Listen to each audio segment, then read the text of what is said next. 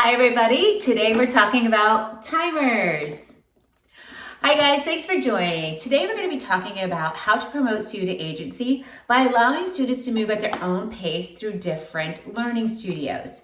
So what I'm going to be talking about is when we're allowing students to move at their own pace is how timers play an integral role in that deployment process. So I'm going to talk about the different timers, and I'm also going to give you a rollout plan about what that looks like. So let's start with timers.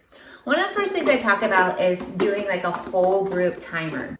A whole group timer is really good because it allows the students to see how much time they have left for the studios. Now, of course, I'm showing you a physical timer, but you can use your Promethean board, your smart board, a digital timer that you might have, but having it visible for the students so they know how much time they have until it's time to move. So start with a whole group timer. So if I'm doing my studios for 10 minutes a piece, I'll have 10 minutes up on the board, and then that way they can see how much time I have left until it's time to rotate. The next thing I'm going to talk about are individual student timers. Now, there's a variety of timers. Like there's a 10-minute sane timer. And I really like these sand timers because of the fact that they don't make noise, they're easy to pause, and they're very durable. They don't break.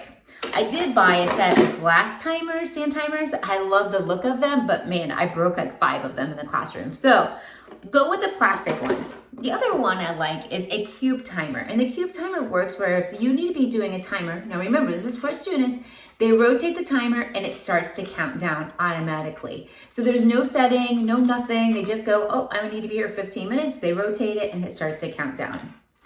Another one that I love is the glow timer. And what a glow timer is there's no sound, there's no countdown, it just stops glowing. So the students set the timer for whatever time they have on the back. So if they set a 5-minute timer, they turn it to red.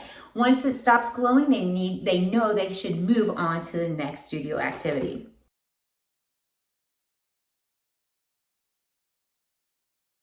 One of the most popular timers are these kitchen timers, and the reason is because they're magnetic, they stand up, and they count down, and they're inexpensive. So I have an example here, right? But wait, something's going on. Why isn't my timer making noise? Well, there's a little trick or a hack that I came up with. What I did was I took the timer, and this one turns on, you can hear it, right? Right, you can hear it. So what I'm going to do is I'm going to show you how easy it is to turn off the sound. I know what you're thinking, but don't we want the sound so the students know when to move? And I'm like, yes, but a room of 26 timers going off at one time could drive you crazy. So here's what you do, is you go and you unscrew all 6 screws in the back, and it takes like about 2 minutes to do. All right.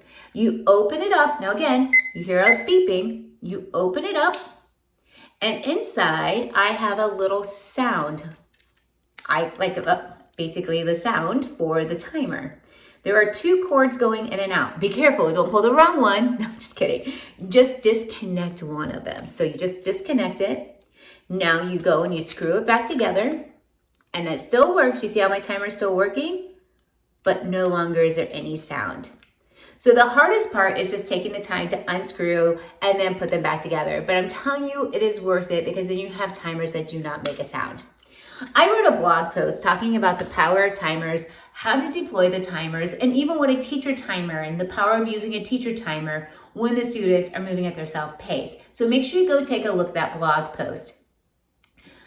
Increase student agency by allowing students to move at their own pace through the different learning studios. It makes such an impact on student achievement, student growth, and it decreases behaviors.